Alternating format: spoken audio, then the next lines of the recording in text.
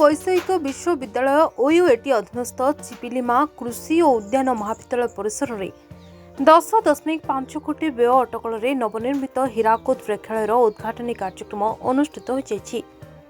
ଏଥିରେ କେନ୍ଦ୍ର ଶିକ୍ଷାମନ୍ତ୍ରୀ ତଥା ସମ୍ବଲପୁର ସାଂସଦ ଧର୍ମେନ୍ଦ୍ର ପ୍ରଧାନ, ଉପମୁଖ୍ୟମନ୍ତ୍ରୀ କନକବର୍ଦ୍ଧନ ସିଂହଦେଓ, ମନ୍ତ୍ରୀ ରବିନାରାୟଣ ନାୟକ, ପୂର୍ବତନ ରେଙ୍ଗାଲି ବିଧାୟକ ନାଉରୀ ନାୟକ ପ୍ରମୁଖ ଯୋଗ ଦେଇଥିଲେ। ଏହି କ୍ୟାମ୍ପସର ସାମଗ୍ରିକ ବିକାଶ ପାଇଁ ଚଳିତ ବର୍ଷ 80 କୋଟିରୁ ଊର୍ଦ୍ଧ୍ୱ ଟଙ୍କା ଖର୍ଚ୍ଚ ହେବା ନେଇ ସୂଚନା ମିଳିଛି। ତେବେ ଏହି କୃଷି ଓ ଉଦ୍ୟାନ ମହାବିଦ୍ୟାଳୟର ସଫଳତା, ସାମଗ୍ରିକ ପାରିପାର୍ଶ୍ୱିକ ଭିତ୍ତିଭୂମିକୁ ଦୃଷ୍ଟିରେ ରଖି ଏହି କ୍ୟାମ୍ପସକୁ ବିଶ୍ୱବିଦ୍ୟାଳୟର ମାନ୍ୟତା ଦେବା ପାଇଁ ଚିପିଲିମା ନାଗରିକ କମିଟି ପକ୍ଷରୁ ଏକ ଲିଖିତ ଦାବିପତ୍ର କେନ୍ଦ୍ର ଶିକ୍ଷାମନ୍ତ୍ରୀଙ୍କୁ ପ୍ରଦାନ କରାଯାଇଛି। ଆମର ରାଜ୍ୟର ଉପମୁଖ୍ୟମନ୍ତ୍ରୀ ଯାହାଙ୍କ ପାଖରେ ଏ କୃଷି ବିଭାଗର ଦାୟିତ୍ୱ ଅଛି, ତାଙ୍କ ନେତୃତ୍ୱରେ ଆମର ସମ୍ବଲପୁର ସ୍ଥିତ ये चिपलिमार ओयूएटीर कैंपसर गोटे नुआ ऑडिटोरियम आज लोकार्पण है।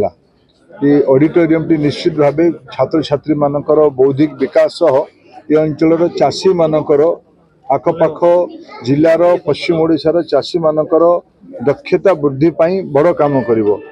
एठी केवल ये ऑडिटोरियम नुहे, पाखापाखि आहरी 80 कोटी टंका अनुदान राज्य सरकार व्यवस्था करिसेंती, जहाद्वारा ये hostel, administrative block, academic block तथा कैंपस स्त्री वृद्धि खर्च करा जिवो। एबे एठी जेमती एग्रीकल्चर आउ हॉर्टिकल्चर दुईटी कॉलेज चलुची, गोटे एनिमल हजबेंड्री डिप्लोमा कोर्स चली। आगामी दिन में मत्स्य पालनर कौन विभाग कर कृषि जंत्रपाति कौन विभाग कर एग्रीकल्चर आउ टेक्नोलोजी कृषि आउ उन्नत धरणर टेक्नोलोजी कौन ये कोर्स करा कृषक मान को प्रशिक्षण आउ कौन करा कैश क्रॉप आड़ को केमती अधिका करवा। धान तो ये बड़ा भल होशा सरकार भी पाखापाखि 3100 टंका खरीफ आउ रबी रे इनपुट सब्सिडी आउ एमएसपी मिसेकी दौरान। तार छाड़ी ये अंचल जंगल जात द्रव्य भी गोटे बड़ जिनस अच्छी।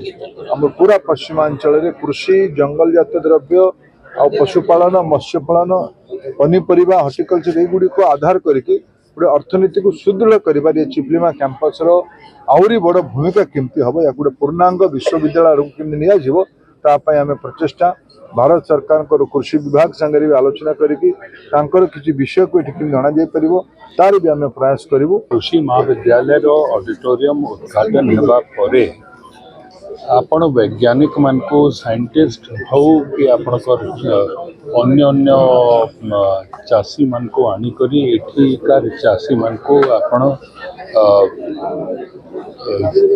कृषि विस्तार पाई आपण तांको इन्वॉल्व करी पारिबे। आमे सिमिलर लाइन रे एठी तो 500 सीटर ऑडिटोरियम है, भुवनेश्वर रे 1008 सीटर ऑडिटोरियम यार डबल एग्जैक्टली है।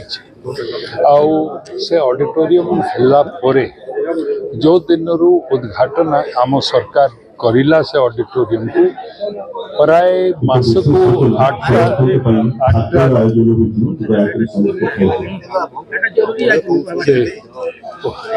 उद्घाटन हेबा परु प्रति मास रे 8-10टा कॉन्फ्रेंस सिटी करा जाउछि। आमे चाषी मान को खाली भाषण दौनु, आमे तांको ट्रेनिंग पाई अन्य राज्य को भी पठाउछि। खाली अन्य राज्य को नहीं विदेश को भी पठाइबा पाई व्यवस्था करूछु।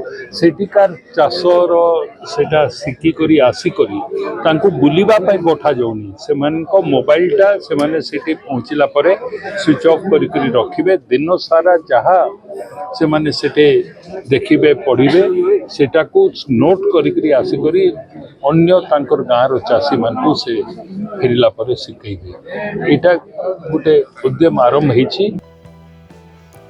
चिपलिमारू प्रदीप कुमार नायक को रिपोर्ट, हिरांचल लाइव। तेरे एभली किसी गुरुत्वपूर्ण खबर देखा चाहती आम चैनल को लाइक, सब्सक्राइब और शेयर करो।